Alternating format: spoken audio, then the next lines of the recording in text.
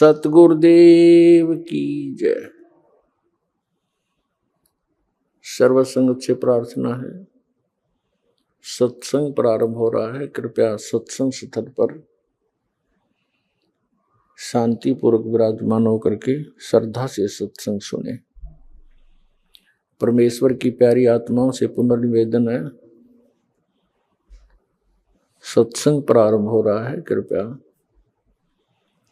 सत्संग स्थल पर शांतिपूर्वक विराजमान होकर के श्रद्धा से सत्संग सुने। सत सही। संत रामपाल जी महाराज एक ऐसे महान संत जिन्होंने अपनी सतभक्ति, तत्व ज्ञान, करुणा और सेवा के बल पर समाज में नई मिसाल कायम की है। संत रामपाल जी महाराज की अगुवाई में उनके सभी सतलोक आश्रमों से समाज कल्याण के अद्भुत कार्यों ने समाज को सुनहरे भविष्य की एक नई उम्मीद दिखाई है। संत रामपाल जी महाराज से नाम दीक्षा लेने के बाद लाखों लोगों की लाइलाज बीमारियां जैसे कैंसर, एड्स आदि ठीक हुई। संत जी के ज्ञान से प्रेरित होकर उनके अनुयायियों ने लाखों यूनिट रक्तदान किया। संत जी ने लाखों बहन बेटियों का दहेज मुक्त विवाह करवाया।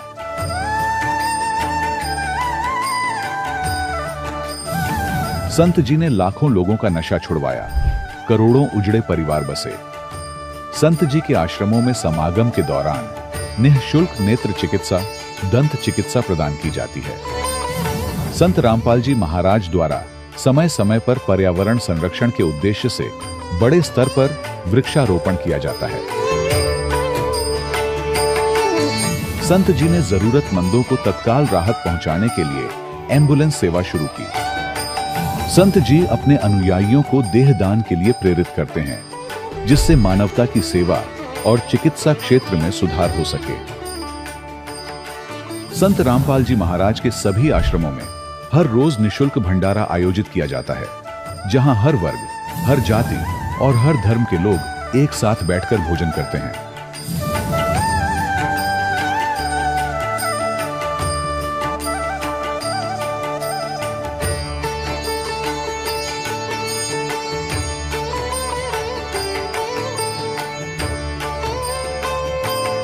संत रामपाल जी महाराज के आश्रम में हजारों बुजुर्गों को सम्मान और प्यार के साथ जीवन जीने का अवसर मिलता है। उनके खाने, रहने और स्वास्थ्य की पूरी जिम्मेदारी संत रामपाल जी महाराज उठाते हैं। अनाथ बच्चों के लिए संत रामपाल जी महाराज के सभी आश्रम किसी वरदान से कम नहीं। यहाँ उन्हें शिक्षा, संस्कार और भविष्य के लिए बेहतर अवसर प्रदान किए जाते हैं। चाहे बाढ़ हो, भूकंप या महामारी, संत रामपाल जी महाराज और उनके अनुयायी हमेशा ही जरूरतमंदों के लिए सबसे आगे खड़े रहते हैं। कोविड महामारी के दौरान संत रामपाल जी महाराज के आश्रमों से करोड़ों लोगों के लिए भोजन, दवाइयां और जीवन रक्षक सामग्रियां उपलब्ध कराई गई। चाहे गरीब की मदद हो या किसी शोषित और पीड़ित वर्ग के हक और सम्मान की लड़ाई, संत रामपाल जी महाराज ने हमेशा ही उनकी दबी आवाज को सरकारों तक पहुंचाया है और उन्हें उचित न्याय दिलवाने में अहम भूमिका अदा की है। समाज में आध्यात्मिक और सामाजिक मूल्यों के प्रति जागरूकता लाने में संत रामपाल जी महाराज हर कदम पर मानवता के सच्चे सेवक साबित हुए हैं। संत रामपाल जी महाराज का जीवन हमें सिखाता है कि सच्ची सेवा वही है जो निस्वार्थ भाव से की जाए। आइए हम भी इस महान सेवा के कार्य में इस महान संत से जुड़ें और संत रामपाल जी महाराज से नाम दीक्षा लेकर अपने जीवन को धन्य बनाएं।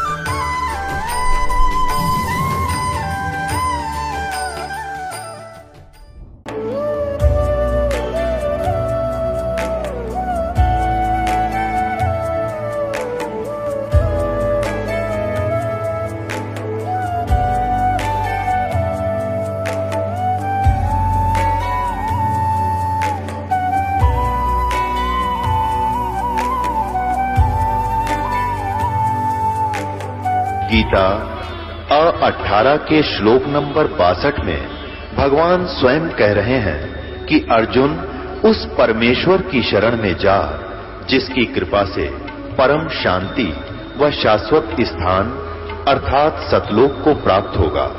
वो परमेश्वर कौन है, कहां है, कैसा है, जानने के लिए कृपया अवश्य सुनिए जगत गुरु तत्वदर्शी संत रामपाल जी महाराज के अमृत वचन।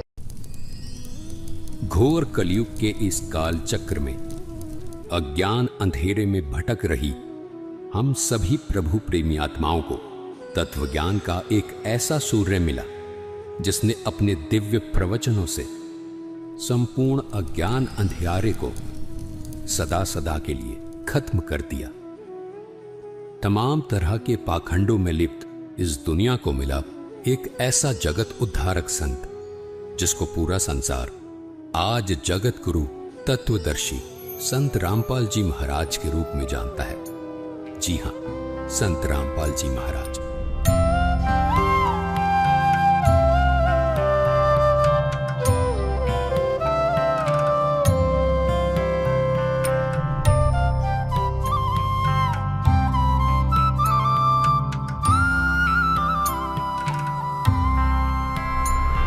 संत रामपाल जी महाराज ने हरियाणा सरकार के सिंचाई विभाग में जूनियर इंजीनियर रहते हुए ही अपने विश्व कल्याणकारी आध्यात्मिक ज्ञान को जनता तक पहुंचाना शुरू कर दिया था। पूज्य गुरुदेव स्वामी रामदेवानंद जी महाराज ने जब अपने सबसे प्रिय शिष्य संत रामपाल जी महाराज को ये आध्यात्मिक ज्ञान जन जन तक पहुंचाने का कार्य सौंपा, तब किसी ने स्वप्न में भी नहीं सोचा था कि ये जूनियर इंजीनियर अब आने वाले समय में जगत गुरु के रूप में जाना जाएगा। सरकारी नौकरी से इस्तीफा देकर अपने आध्यात्मिक सफर पर निकले संत रामपाल जी महाराज के जीवन में संघर्षों ने भी दस्तक देना शुरू कर दिया था, लेकिन फिर भी जन कल्याण को अपना मिशन मानकर घर से निकले इस संत ने कभी पीछे मुड़कर नहीं देखा। संत रामपाल जी महाराज ने अपने कुछ शिष्यों के साथ गांव-गांव, घर-घर जाकर इस अद्भुत ज्ञान की अलख को जगाना शुरू कर दिया। समाज को सरल और साधारण भाषा में परमात्मा का ज्ञान समझ आ जाए, इसलिए संत रामपाल जी महाराज ने स्वयं 20-20 घंटे लगातार शास्त्रों का अध्ययन किया और शास्त्रों में छिपे गूढ़ रहस्यों को समाज तक पहुंचाया। संत रामपाल जी महाराज के अचूक ज्ञान का किसी के पास कोई तोड़ नहीं था। संत रामपाल जी महाराज के ज्ञान के सामने कोई धर्म गुरु टिक नहीं पा रहा था। सभी पवित्र शास्त्रों को जनता के सामने उजागर करके संत रामपाल जी महाराज ने यह सिद्ध कर दिया है कि और ज्ञान सब ज्ञानडी, कबीर ज्ञान सो ज्ञान, जैसे गोला तोप का अब करता चले मैदान। दर्शकों, संत रामपाल जी महाराज ने पूजा को इस प्रकार परिभाषित किया है कि पूजा का यथार्थ अर्थ होता है भगवान को पूजा के माध्यम से खुश करना। हम पूजा के माध्यम से भगवान को इसलिए खुश करना चाहते हैं क्योंकि हमें परमात्मा के गुणों का ज्ञान है। मूल रूप से पूजा द्वारा परमात्मा से जुड़ा जाता है, इसलिए मनुष्य परमात्मा की पूजा करता है और पूजा की विधि गुरुजन बताते हैं। गुरु एक आध्यात्मिक शिक्षक होता है। जैसे अक्षर ज्ञान सिखाने वाले शिक्षक का आधार सरकार के द्वारा बनाया गया पाठ्यक्रम है, जिसका ज्ञान अक्षर ज्ञान सिखाने वाले शिक्षक के द्वारा विद्यार्थियों को बताया जाता है, जिससे विद्यार्थी शिक्षा में सफलता प्राप्त करते हैं। यानी जो विद्यार्थी शिक्षक के द्वारा सिलेबस के अनुसार पढ़ाई करते हैं, केवल वही विद्यार्थी सफलता प्राप्त करते हैं। ठीक इसी प्रकार अध्यात्म के क्षेत्र में भी सिलेबस ही आधार होता है और इस आध्यात्मिक सिलेबस के 3 आधार हैं। पहला सूक्ष्म वेद, दूसरा 4 वेद जिनको हम ऋग्वेद, यजुर्वेद, सामवेद तथा अथर्ववेद के नाम से जानते हैं, और तीसरा इन्हीं 4 वेदों का सारांश कहे जाने वाली पवित्र पुस्तक श्रीमद् भगवत गीता जी। दर्शकों, ये पूर्ण परमात्मा के द्वारा बताया गया आध्यात्मिक सिलेबस है।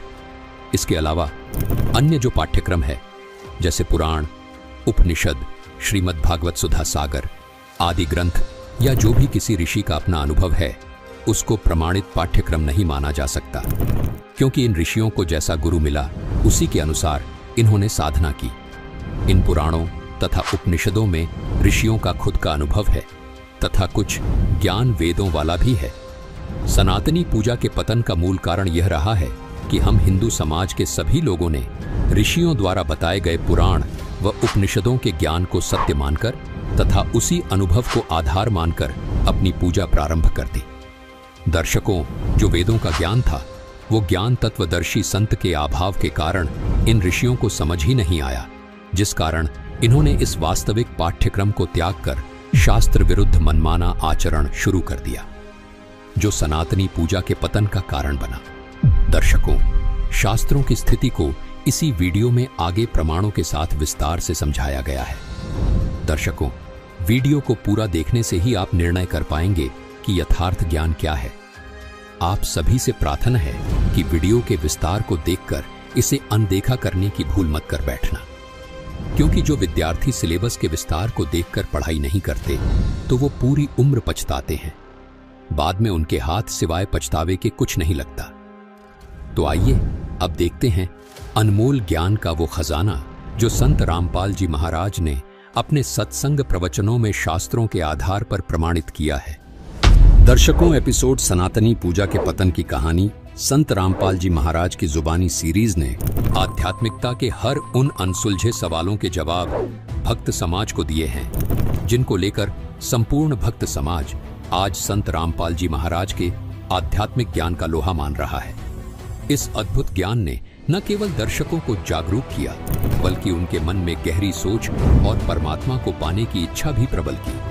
हमने इस सनातनी पूजा के पतन की कहानी संत रामपाल जी महाराज की जुबानी सीरीज में देखा कि चारों मठों के शंकराचार्य भी इन गूढ़ रहस्यों को नहीं समझ पाए। दर्शकों, सनातनी पूजाओं के पतन की कहानी में अभी बहुत कुछ जानना शेष है। सनातनी पूजा के पतन की कहानी भाग 3 को देखकर एक दर्शक ने बहुत महत्वपूर्ण प्रश्न कमेंट बॉक्स में किया।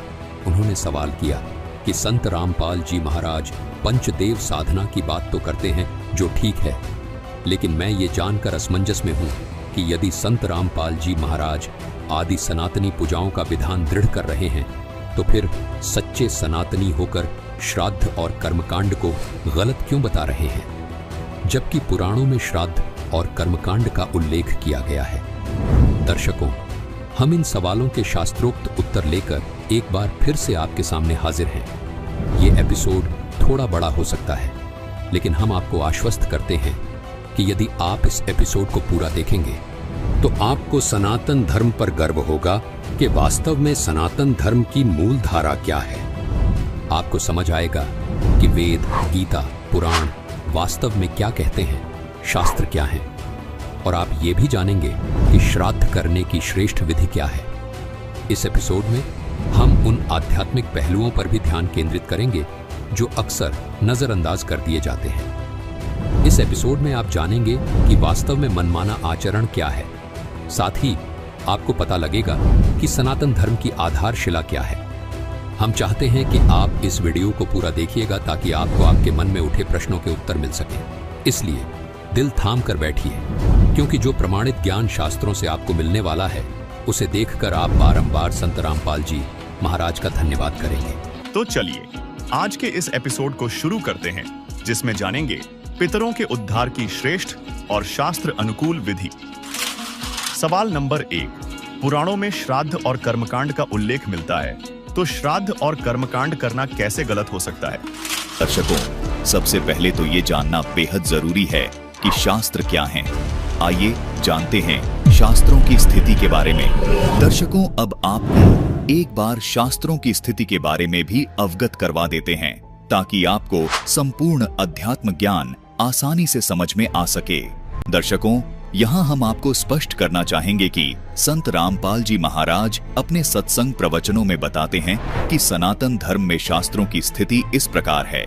हिंदू धर्म के पवित्र 4 वेद यानी ऋग्वेद, यजुर्वेद, सामवेद तथा अथर्ववेद, ये चारों वेद प्रभुदत्त हैं। पूर्ण ब्रह्म परम अक्षर ब्रह्म कबीर परमात्मा ने सूक्ष्म वेद, जिसमें चारों वेदों वाला ज्ञान भी था, इन चारों वेदों को क्षर पुरुष अर्थात गीता ज्ञान दाता, जिसे ब्रह्म भी कहते हैं, इसके अंतःकरण में फैक्स कर दिया था। जैसे आज वर्तमान में हम एक दूसरे को ईमेल कर देते हैं। कुछ समय बाद काल ब्रह्म ने अपने सांसों के द्वारा संपूर्ण वेदों को बाहर निकाला, जिसमें संपूर्ण अध्यात्म ज्ञान था। दर्शकों, जैसा कि संत रामपाल जी महाराज प्रमाणित करते आ रहे हैं कि पूर्ण ब्रह्म परम अक्षर ब्रह्म ने वेदों को काल ब्रह्म के अंतःकरण में डाल दिया। फिर उन वेदों को काल ब्रह्म ने अपने श्वासों के माध्यम से प्रकट किया। जब ज्योति निरंजन अर्थात काल ब्रह्म ने इन वेदों को पढ़ा तो वो भयभीत हो गया, क्योंकि उसमें पूर्ण परमात्मा कबीर साहिब जी की प्राप्ति का संपूर्ण ज्ञान था तथा सृष्टि की उत्पत्ति का भी संपूर्ण ज्ञान था। दर्शकों, उसी संपूर्ण सृष्टि रचना का ज्ञान संत रामपाल जी महाराज ने संपूर्ण सृष्टि रचना नामक वीडियो में भी दिया है, जिसका लिंक हमने डिस्क्रिप्शन बॉक्स में डाल दिया है। दर्शकों, ये संपूर्ण सृष्टि रचना आध्यात्मिक ज्ञान के खजाने की चाबी है। इस संपूर्ण सृष्टि रचना को समझने के बाद ही साधक को संपूर्ण आध्यात्मिक ज्ञान समझ में आएगा। उसके बाद ही साधक के संपूर्ण आध्यात्मिक सवालों के जवाब मिल पाएंगे, जिन सवालों के जवाब की तलाश वो वर्षों से कर रहा है। दर्शकों, यह काल ब्रह्म नहीं चाहता कि मेरे अंतर्गत किसी भी प्राणी को पूर्ण परमात्मा की प्राप्ति का ज्ञान हो जाए, तथा ये ऐसा भी नहीं चाहता कि मेरा भेद किसी को भी पता चले कि वास्तव में मैं ही काल हूँ। ये नहीं चाहता कि किसी भी प्राणी को ये पता चले कि मुझे मेरी ही गलती के कारण 1 लाख मनुष्य शरीरधारी प्राणियों को खाने का श्राप लगा हुआ है, क्योंकि यदि इन प्राणियों को पता चल गया कि मैं काल हूँ तो ये मेरे जाल से निकल जाएंगे और मैं भूखा मर जाऊंगा। इसलिए इस काल ब्रह्म ने वेदों से वो हिस्सा निकाल दिया जिसमें ये सारा ज्ञान था कि पूर्ण परमात्मा कबीर साहिब जी हैं। ये काल कौन है, सब जीवों की जन्म मृत्यु क्यों होती है और मोक्ष के सच्चे मंत्र व सच्चा रास्ता क्या है। ये हिस्सा निकालने के बाद इस काल ब्रह्म ने शेष बचे वेदों के ज्ञान को अपने ज्येष्ठ पुत्र ब्रह्मा को दे दिया। जब ब्रह्मा जी ने उस आधे अधूरे काल ब्रह्म के द्वारा दिए गए ज्ञान को पढ़ा तो जैसा उनको समझ आया वैसा ही उन्होंने आगे अपने वंशजों व सब ऋषियों को बता दिया। दर्शकों, आपको यहाँ भ्रम हो सकता है कि इस बात पर कैसे यकीन किया जाए कि चारों वेद ऋग्वेद, यजुर्वेद, सामवेद तथा अथर्ववेद का ज्ञान अधूरा है तथा इन्हीं चारों वेदों का सारांश श्रीमद् भगवद गीता जी का ज्ञान भी अधूरा है। इस बात का कैसे यकीन किया जाए और आखिर भक्त समाज इस बात पर कैसे विश्वास करे। दर्शकों, गीता अध्याय 4 श्लोक 34 में कहा है कि हे अर्जुन, उस तत्व ज्ञान को तू तत्वदर्शी संत के पास जाकर के समझ। इससे स्पष्ट है कि यदि गीता जी का ज्ञान संपूर्ण होता तो गीता ज्ञानदाता तत्वदर्शी संत के पास जाकर तत्व ज्ञान समझने को नहीं कहता। यदि गीता जी में संपूर्ण तत्व ज्ञान होता तो गीता ज्ञानदाता 1 अध्याय और बोल देता, लेकिन गीता ज्ञानदाता का ये कहना कि संपूर्ण तत्व ज्ञान प्राप्त करने के लिए तत्वदर्शी संत की खोज करो, ये दर्शाता है कि गीता जी में संपूर्ण अध्यात्म ज्ञान नहीं है। इस बात का प्रमाण यजुर्वेद अध्याय 40 के मंत्र नंबर 10 में भी मिलता है, जिसमें स्पष्ट लिखा है कि तत्व ज्ञान को अर्थात परमात्मा के यथार्थ ज्ञान को धीरा नाम संत यानी तत्वदर्शी संत के पास जाकर पूछो। इन प्रमाणों से स्पष्ट होता है कि गीता जी तथा चारों वेदों में भी परमात्मा को पाने का संपूर्ण ज्ञान नहीं है।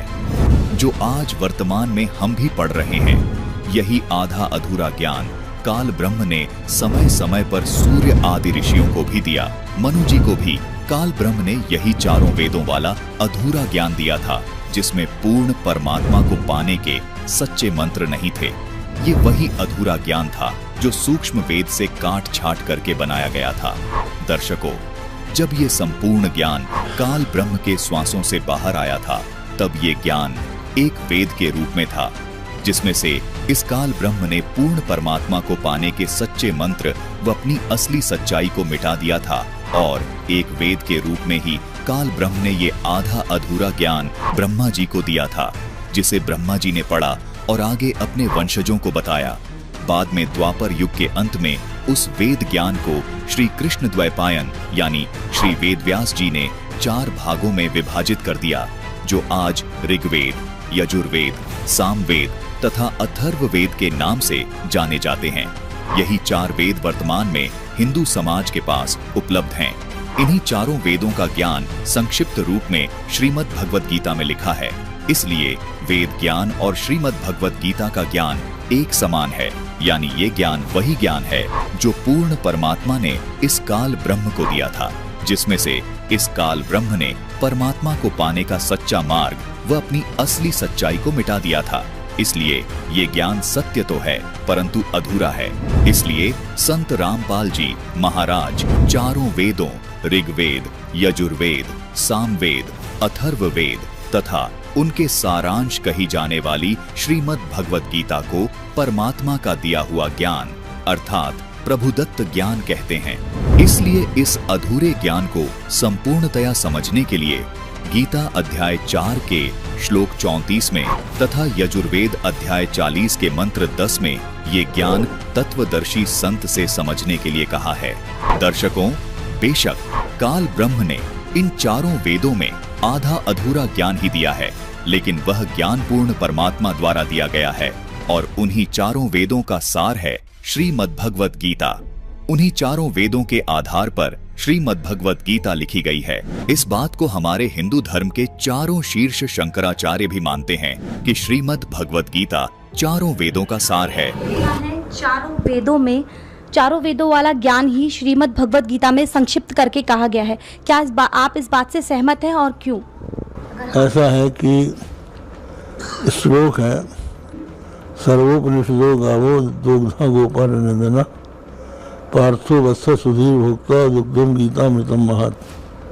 समस्त उपनिषद गऊ हैं और उनको दोहने वाले भगवान श्री कृष्ण है, अर्जुन बछड़ा है और गीता अमृत दूध है। शंकराचार्य जी, हमने सुना है कि चारों वेद वाला ज्ञान ही श्रीमद् भगवद गीता में संक्षिप्त करके कहा गया है। क्या आप सहमत हैं? तो महाभारत में भी लिखा है, सर्वोपनिषदो गावो दुग्धा गोपाल नंदना। वेदों का तात्पर्य, वेदों का जो शिरोभाग उपनिषद है उसमें सन्निहित है। उपनिषदों का मंथन करके श्रीमद् भगवद गीता की अभिव्यक्ति हुई है। सुना है कि चारों वेद वाला ज्ञान ही श्रीमद् भगवद गीता में संक्षिप्त करके कहा गया है। सबका साथ साथ कहा गया है, सभी चारों वेदों में साथ कहा गया। हमने सुना है कि चारों वेदों वाला ज्ञान ही श्री भगवद गीता में संक्षिप्त करके कहा गया है। क्या आप इससे सहमत हैं? हाँ ठीक, गीता तो उपनिषदों का सारभूत है। तो दर्शकों, देखा आपने, चारों शंकराचार्य भी ये स्वीकार करते हैं कि श्रीमद् भगवद गीता जी चारों वेदों का सार है। इसलिए ही संत रामपाल जी महाराज चारों वेदों तथा गीता जी के ज्ञान को पूर्ण परमात्मा द्वारा दिया गया ज्ञान कहते हैं। अब रही बात पुराणों की, तो संत रामपाल जी महाराज बताते हैं कि पुराणों का ज्ञान ऋषियों का अपना खुद का अनुभव है। ये एक दूसरे से सुना सुनाया ज्ञान है। इसलिए पुराणों और वेदों के ज्ञान में हमें अक्सर विरोधाभास देखने को मिलता है, और जो ज्ञान वेदों से मेल नहीं खाता वो ठीक नहीं है। केवल वही ज्ञान मान्य है जो वेदों से मेल खाता है। अगर गीता जी और वेदों के अनुसार भक्ति साधना नहीं की तो वह शास्त्र विधि को त्याग कर मनमाना आचरण है, जिसको गीता अध्याय 16 श्लोक 23 में मना किया गया है। लिखा है कि जो पुरुष शास्त्र विधि को त्याग कर मनमाना आचरण करता है वो न सिद्धि को प्राप्त होता है, न परम गति को, और न ही सुख को ही प्राप्त होता है। फिर आगे गीता अध्याय 16 श्लोक 24 में कहा है कि हे अर्जुन, कर्तव्य अर्थात जो साधना करने योग्य है और अकर्तव्य अर्थात जो साधना करने योग्य नहीं है, उसकी अवस्था में केवल शास्त्र ही प्रमाण है। यानी भक्ति कैसे करनी चाहिए ये केवल शास्त्र ही बताएंगे, और प्रमाणित शास्त्र केवल वेद और गीता जी ही हैं, क्योंकि ये सच्चिदानंद घन ब्रह्म यानी परम अक्षर ब्रह्म के द्वारा काल ब्रह्म को दिया गया ज्ञान है, जो सत्य है परंतु संपूर्ण नहीं है। तो दर्शकों, आपको यह तो स्पष्ट कर ही दिया है कि वेदों और गीता जी का ज्ञान पूर्ण परमात्मा का दिया हुआ है।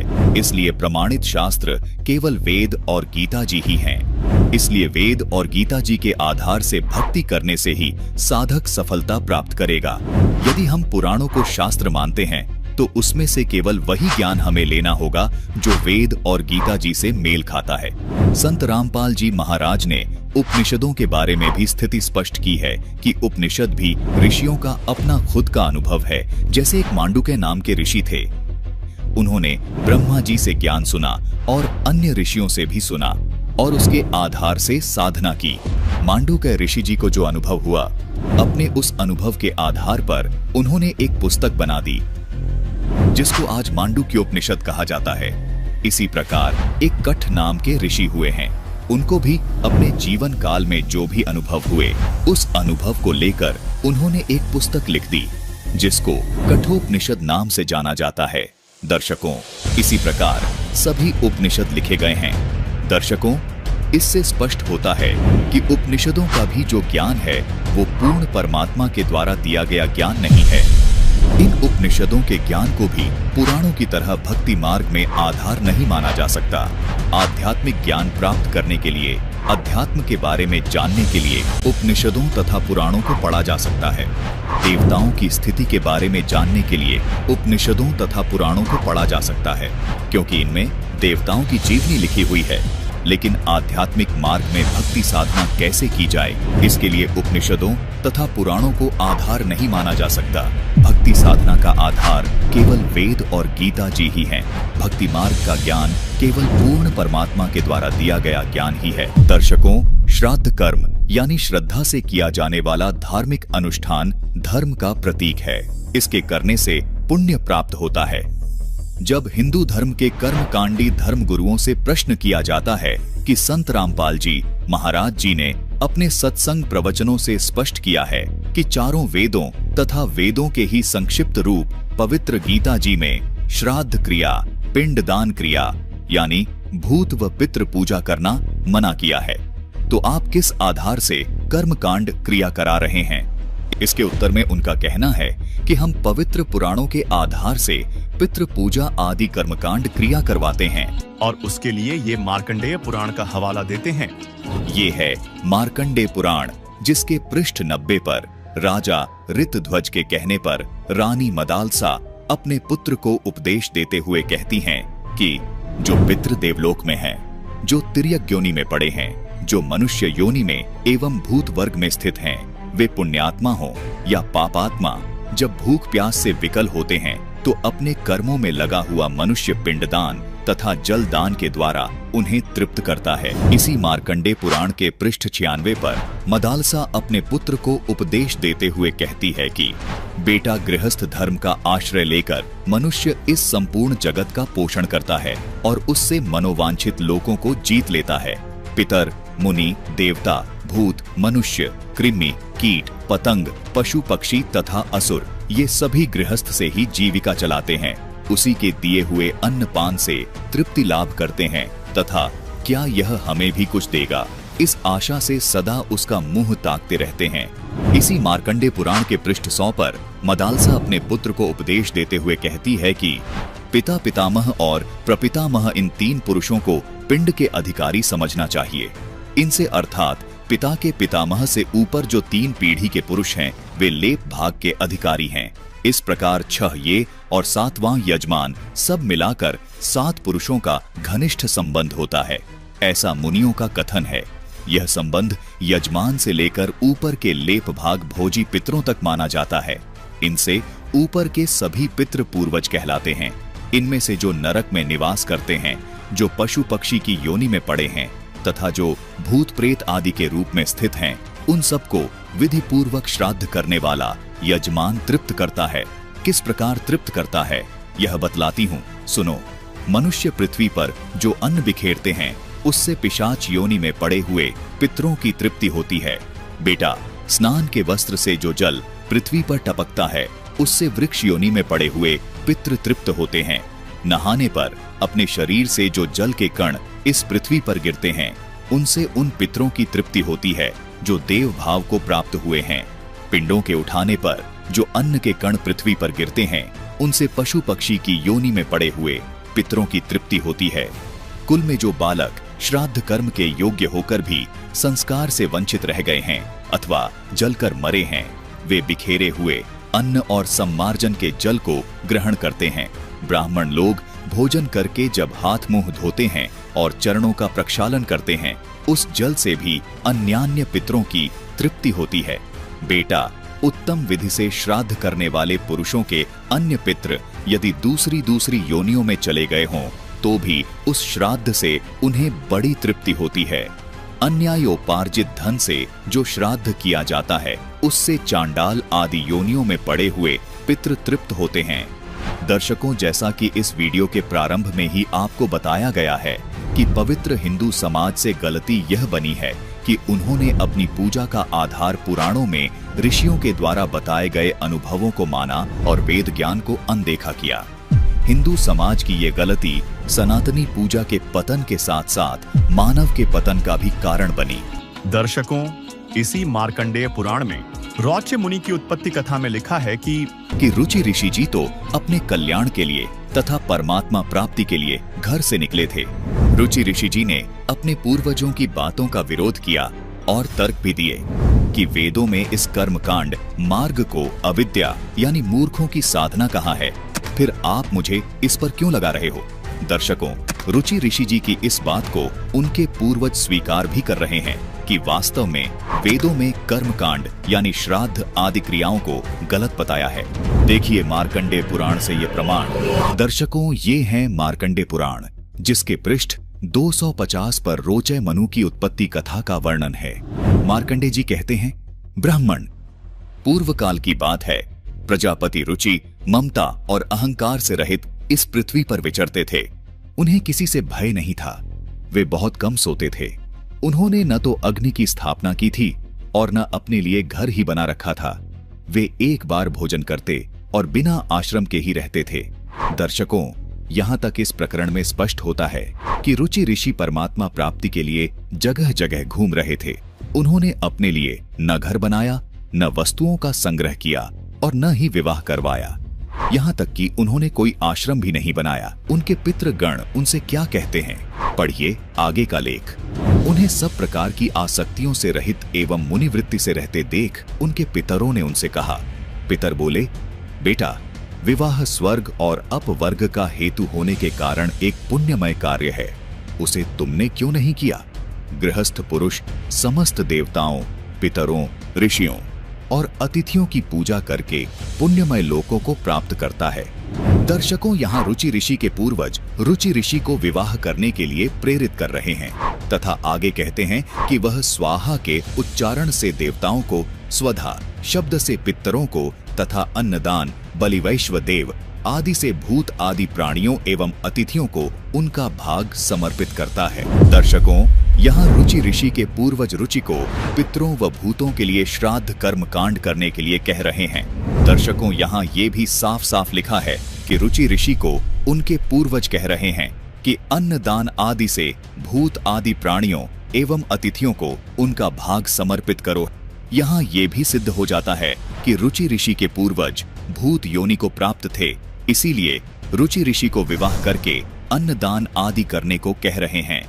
रुचि ऋषि के पूर्वज यदि देवता होते तो केवल स्वाहा शब्द का उच्चारण करने को कहते, विवाह करने के लिए दबाव नहीं बनाते। अब आगे पढ़िए। बेटा, हम ऐसा मानते हैं कि गृहस्थ आश्रम को स्वीकार न करने पर तुम्हें इस जीवन में क्लेश पर क्लेश उठाना पड़ेगा तथा मृत्यु के बाद और दूसरे जन्म में भी क्लेश ही भोगने पड़ेंगे। दर्शकों, रुचि ऋषि के पूर्वज रुचि ऋषि को कहते हैं कि यदि तुम विवाह नहीं करोगे तो तुम्हें जीवन में क्लेश पर क्लेश उठाने पड़ेंगे। जबकि उनके प्रत्युत्तर में रुचि ऋषि क्या कहते हैं, सुनिए। रुचि ने कहा, पितृगण, परिग्रह मात्र ही अत्यंत दुख एवं पाप का कारण होता है। रुचि ऋषि कह रहे हैं कि परिग्रह मात्र यानी विवाह करने से तो अत्यंत दुख और पाप लगता है तथा उससे मनुष्य की अधोगति होती है, यानी मोक्ष नहीं होता है। यही सोचकर मैंने पहले स्त्री संग्रह नहीं किया। मन और इंद्रियों को नियंत्रण में रखकर जो यह आत्म संयम किया जाता है, वह भी परिग्रह करने पर मोक्ष का साधक नहीं होता। रुचि की ये बात सुनकर रुचि के पूर्वज सुनिए क्या कहते हैं। पितर बोले, बेटा, जितेंद्रिय होकर आत्मा का प्रक्षालन करना उचित ही है, किंतु तुम जिस पर चल रहे हो वह मोक्ष का मार्ग है। दर्शकों, यहाँ रुचि ऋषि के पूर्वज इस बात को स्वीकार कर रहे हैं कि रुचि ऋषि जो साधना कर रहा है वो मोक्ष का मार्ग है, लेकिन फिर भी प्रेत व भूत बने रुचि ऋषि के पूर्वज अपने स्वार्थवश रुचि ऋषि को श्राद्ध क्रिया के लिए तर्क देते हैं कि किंतु फलेच्छारहित दान और शुभाशुभ के उपभोग से भी पूर्वकृत अशुभ कर्म दूर होता है। इसी प्रकार दया भाव से प्रेरित होकर जो कर्म किया जाता है वह बंधनकारक नहीं होता। फल कामना से रहित कर्म भी बंधन में नहीं डालता। पूर्व जन्म में किया हुआ मानवों का शुभाशुभ कर्म सुख दुखमय भोगों के रूप में प्रतिदिन भोगने पर ही क्षीण होता है। इस प्रकार विद्वान पुरुष आत्मा का प्रक्षालन करते और उसकी बंधनों से रक्षा करते हैं। ऐसा करने से वह अविवेक के कारण पाप रूपी कीचड़ में नहीं फंसता। अपने पूर्वजों द्वारा श्राद्ध निकालने के लिए दिए गए तर्कों को सुनकर रुचि ऋषि हैरान होकर अपने पूर्वजों से क्या पूछते हैं, सुनिए। रुचि ने पूछा, पितामहो, वेद में कर्म मार्ग को अविद्या कहा गया है, फिर क्यों आप लोग मुझे उस मार्ग में लगाते हैं? दर्शकों, यहाँ पर रुचि ऋषि जी के कहने का भावार्थ है कि इस कर्म कांड को वेदों में अविद्या कहा गया है। यह मूर्खों की साधना मैं नहीं करूंगा। रुचि ऋषि के पूर्वज इस बात को स्वीकार करते हैं और कहते हैं कि पितर बोले, यह सत्य है कि कर्म को अविद्या ही कहा गया है, इसमें तनिक भी मिथ्या नहीं है। दर्शकों देखिए, रुचि ऋषि के पूर्वज इस बात को स्वीकार कर रहे हैं कि वेद में कर्म कांड मार्ग को अविद्या अर्थात मूर्खों की साधना कहाँ है। फिर भी कर्मकांडी ब्राह्मण श्राद्ध आदि कर्म कांडों को वेदों अनुसार साधना बताकर नरक में भेज रहे हैं, जबकि रुचि ऋषि के पूर्वज स्वयं स्वीकार कर रहे हैं कि कर्म कांड को वेदों में अविद्या कहाँ है।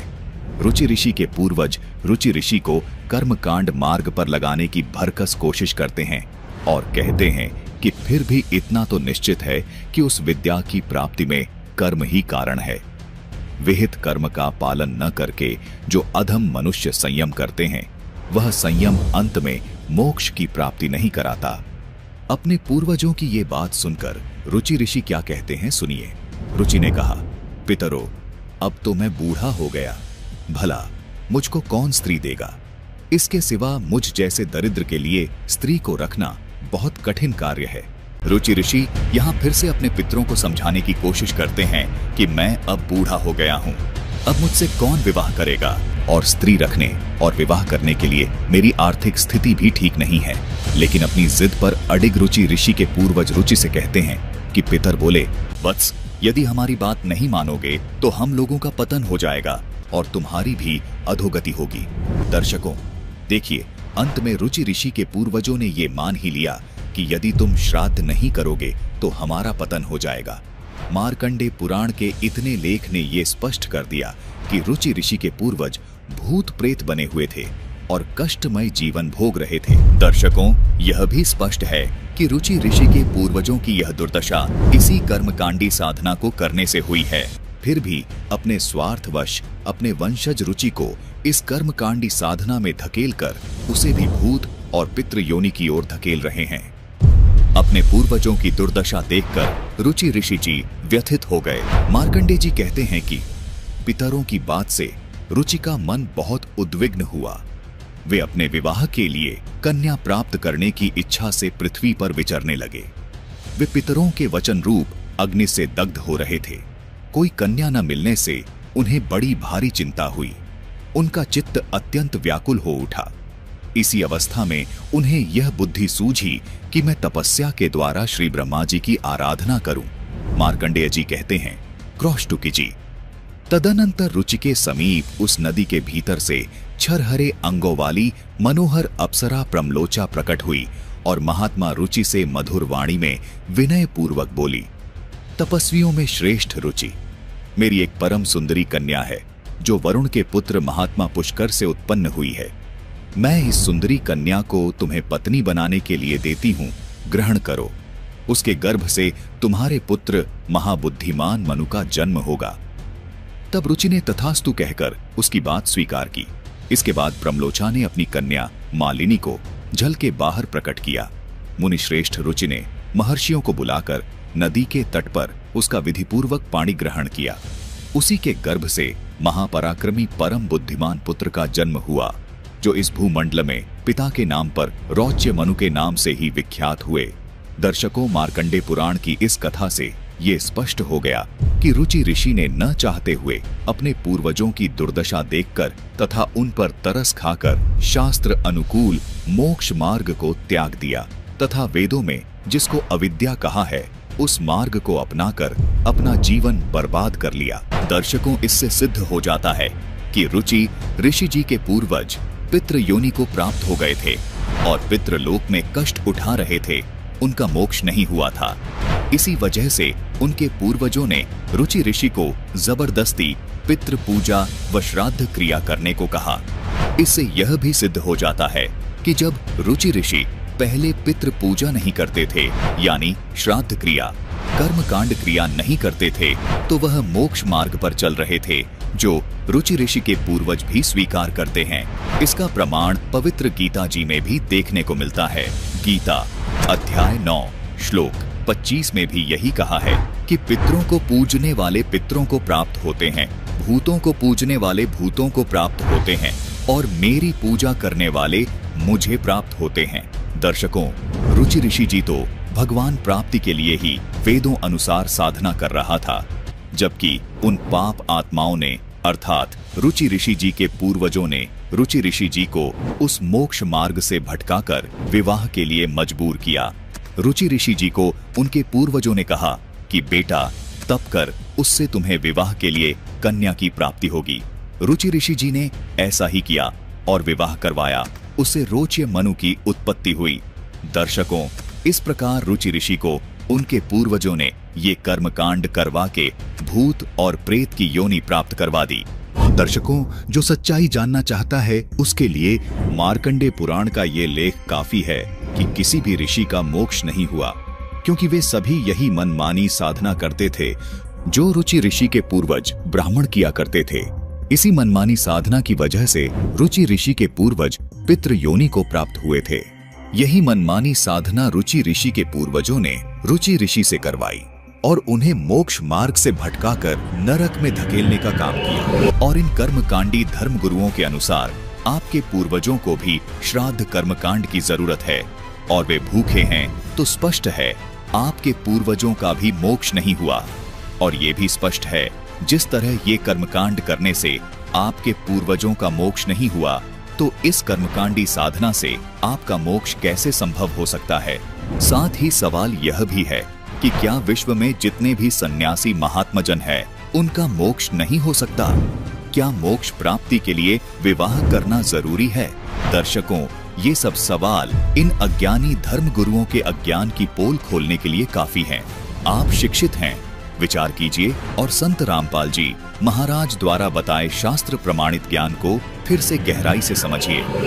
दर्शकों, यदि इन धर्म गुरुओं की बात माने तो क्या इन्होंने पुराणों में ये नहीं पढ़ा जो विष्णु पुराण में इस प्रकार लिखा है कि हे राजन, श्राद्ध करने वाले पुरुष से विश्व देवगण, पितृगण, मातामह तथा कुटुंबीजन सभी संतुष्ट रहते हैं। हे भूपाल, पितृगण का आधार चंद्रमा है और चंद्रमा का आधार योग है, इसलिए श्राद्ध में योगीजन को नियुक्त करना अति उत्तम है। यदि श्राद्ध भोजी 1,000 ब्राह्मणों के सम्मुख एक योगी भी हो तो वह यजमान के सहित उन सब का उद्धार कर देता है। दर्शकों, इस दुनिया में 2 तरह के वैद्य होते हैं। एक वैद्य वो जिसको संपूर्ण जड़ी बूटियों का ज्ञान होता है और दूसरा वैद्य वो जिसको जड़ी बूटियों का कोई ज्ञान नहीं होता। दर्शकों, जैसे एक जानकार वैद्य जंगल से कारगर जड़ी बूटियां ला करके औषधि तैयार करता है जो रोग को समाप्त कर देती है, दूसरी ओर कोई अनजान व्यक्ति जिसको जड़ी बूटियों का ठीक से ज्ञान नहीं है, वह जंगल से घास फूस ला करके जो औषधि तैयार करता है वो बिल्कुल भी लाभदायक नहीं होती। दर्शकों, आप अपने शास्त्रों को ऐसे जानिए जैसे एक वन होता है जिसमें बहुत प्रकार के पेड़ पौधे और जड़ी बूटियां होती हैं। उसी वन में कुछ जड़ी बूटियां कम असरदार होने के साथ साथ अधिक साइड इफेक्ट वाली भी होती हैं, जबकि कुछ जड़ी बूटियां अत्यधिक असरदार और बिना साइड इफेक्ट वाली होती है। दर्शकों, जो उन जड़ी बूटियों का पूर्ण जानकार होता है वह वास्तव में वैद्य कहलाता है और वही उन जड़ी बूटियों से औषधि तैयार कर सकता है जो पूर्ण लाभदायक होती हैं तथा उनका कोई साइड इफेक्ट भी नहीं होता। दूसरी ओर जिसको जड़ी बूटियों का पूर्ण ज्ञान नहीं होता, उसको नीम हकीम खतरा ए जान मानो, क्योंकि वह जो भी औषधि बनाता है वह कारगर नहीं होती, क्योंकि वह औषधियों का पूर्ण जानकार नहीं होता। दर्शकों, अध्यात्म मार्ग के अंदर भी ऐसा ही है। जिनको अपने सदग्रंथों के गूढ़ रहस्यों का कोई ज्ञान नहीं है, उन्होंने गुरु व संत बनकर इन शास्त्रों रूपी वन से साधना रूपी औषधि तैयार की है। वो बिल्कुल लाभदायक नहीं है और इन साधनाओं का साइड इफेक्ट भी बहुत अधिक है। उदाहरण के तौर पर जैसे इन नीम हकीमों ने श्राद्ध कर्मकांड व पितृ पूजा जैसी औषधि तैयार की है। ये कहते हैं कि कर्मकांड द्वारा श्राद्ध करने से आपके पितृ 1 वर्ष के लिए तृप्त हो जाते हैं। दर्शकों, सवाल यहाँ ये भी खड़ा होता है कि हमारे पूर्वज भूत व पितृ बने ही क्यों? यदि ये भूत पितृ बनते ही नहीं तो श्राद्ध आदि की आवश्यकता ही नहीं पड़ती। दर्शकों, कर्मकांड के द्वारा की गई श्राद्ध क्रिया को पितृ पूजा तथा भूत पूजा कहा जाता है, क्योंकि यह क्रिया संसार से गए व्यक्तियों के लिए की जाती है। गीता जी अध्याय 9 के श्लोक 25 में स्पष्ट कहा है कि जो लोग पितरों की पूजा करते हैं पितरों को प्राप्त होते हैं, यानी स्वयं भी पितृ योनि को ही प्राप्त होते हैं, और जो भूतों की पूजा करते हैं वो भूत योनि को प्राप्त होते हैं। दर्शकों, पवित्र श्रीमद् भगवद गीता चारों वेदों का सार है और इसका समर्थन पवित्र हिंदू धर्म के चारों शीर्ष शंकराचार्य भी कर रहे हैं। चारों वेदों वाला ज्ञान ही श्रीमद् भगवद गीता में संक्षिप्त करके कहा गया है। क्या आप इस बात से सहमत हैं और क्यों?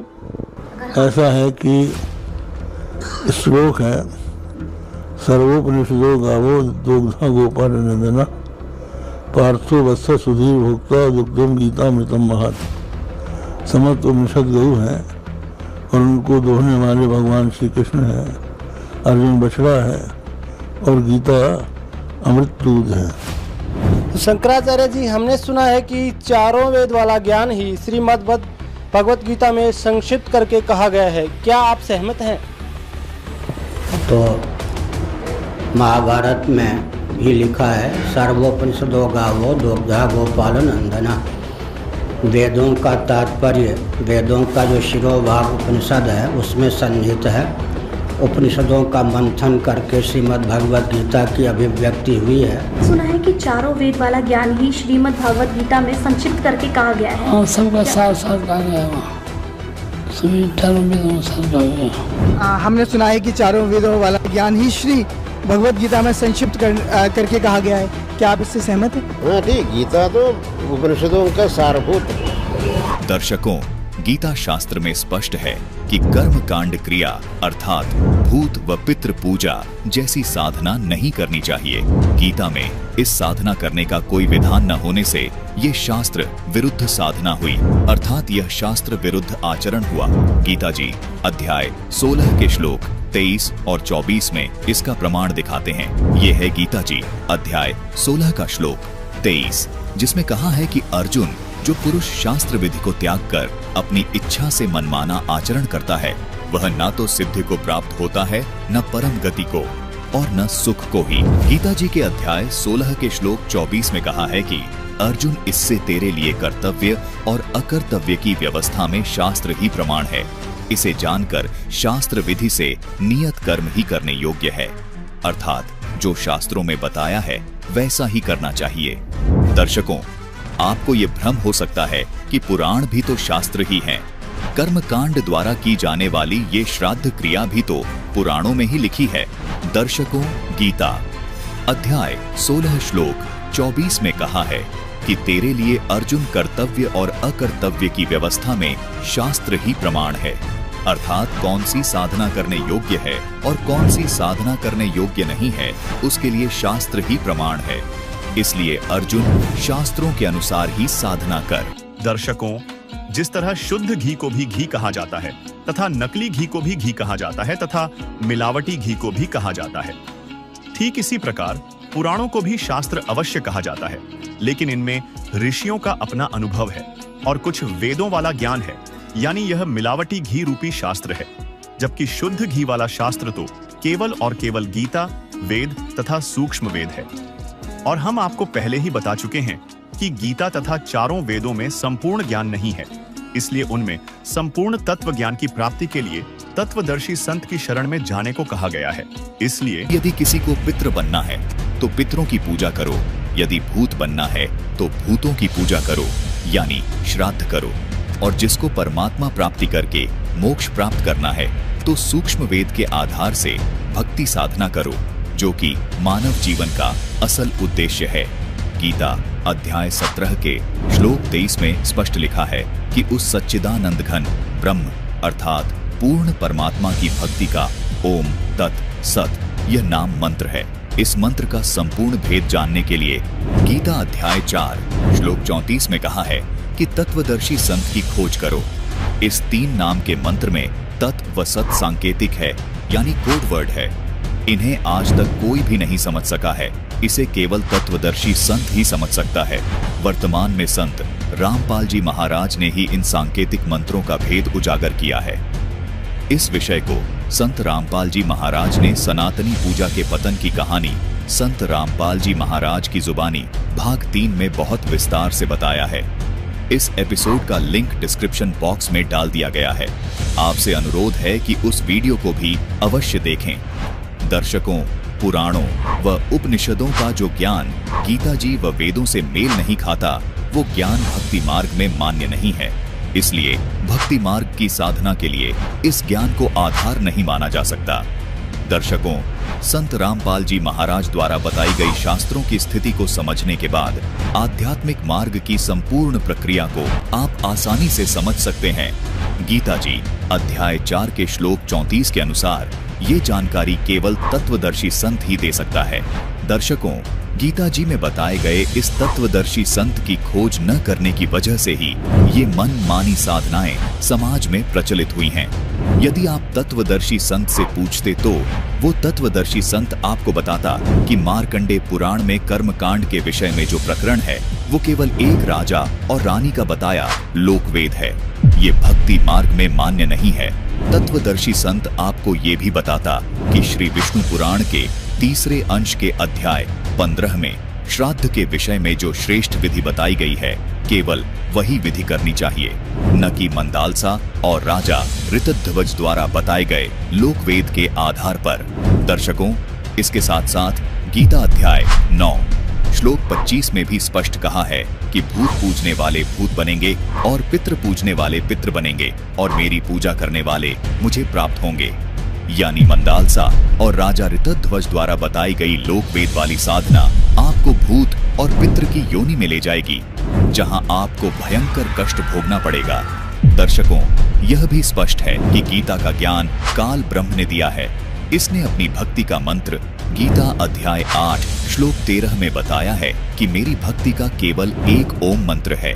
मूल संस्कृत में स्पष्ट लिखा है कि माम यानी मुझ, ब्रह्म यानी ब्रह्म का केवल एक ओम ये एक अक्षर का नाम है, अर्थात मुझ ब्रह्म का केवल ये एक ओम नाम है, जिसका प्रमाण हमें देवी भागवत पुराण के 7वें स्कंद में भी देखने को मिलता है। इसमें लिखा है कि देवी दुर्गा हिमालय राजा को उपदेश देते हुए कहती है कि हे राजन, सब पूजाओं को छोड़कर केवल एक ब्रह्म की साधना करो, जिसका केवल एक ओम नाम है, जिसका जाप करने से आप ब्रह्मलोक में चले जाओगे, जहां पर ब्रह्म रहता है।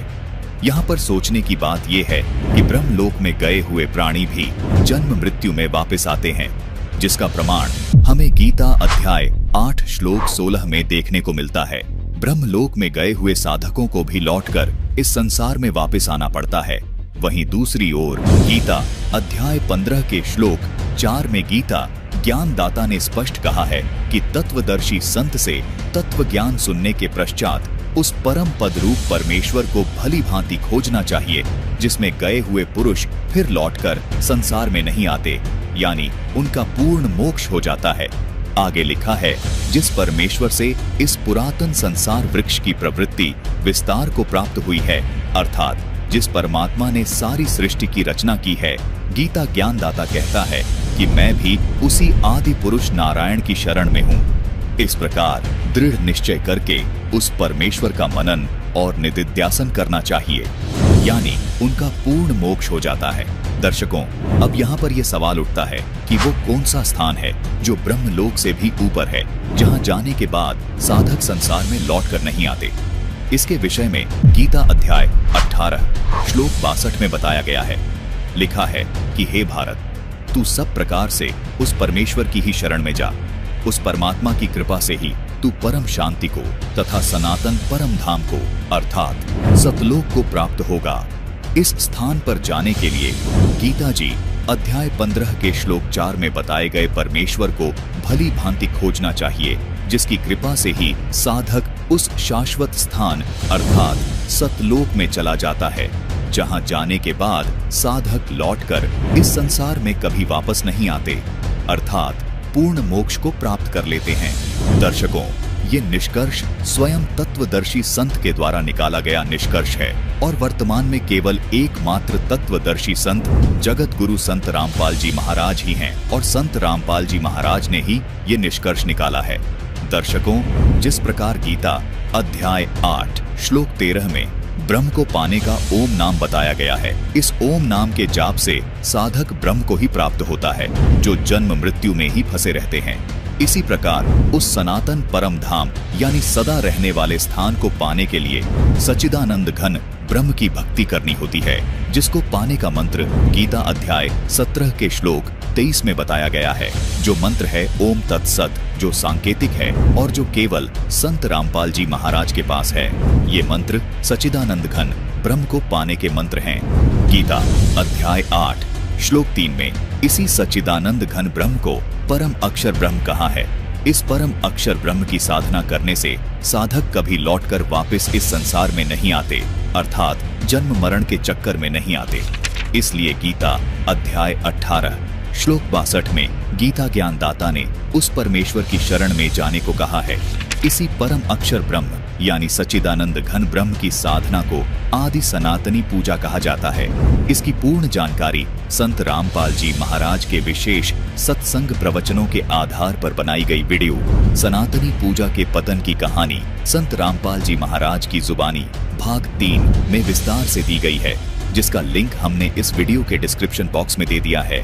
दर्शकों, हमारे ये धर्म गुरु गीता अध्याय 9 श्लोक 25 के इस आशय को भी नहीं समझ पाए, जिसमें स्पष्ट लिखा है कि भूतों की पूजा करने वाले भूत बनेंगे, पितरों की पूजा करने वाले पितरों को प्राप्त होंगे और मेरी पूजा करने वाले मुझे प्राप्त होंगे। दर्शकों, इन तथा कथित धर्म गुरुओं ने आज तक हमको ब्रह्मा जी, विष्णु जी, शिव जी, देवी दुर्गा जी तथा गणेश जी की भी साधना ठीक से नहीं बताई और न ही इन देवी देवताओं की यथार्थ साधना के सत मंत्र बताए, जो देवी देवता हमारे शरीर में बने कमल चक्रों में विद्यमान हैं। इन्हीं कमल चक्रों से होकर के आत्मा को शरीर छोड़कर जाना होता है।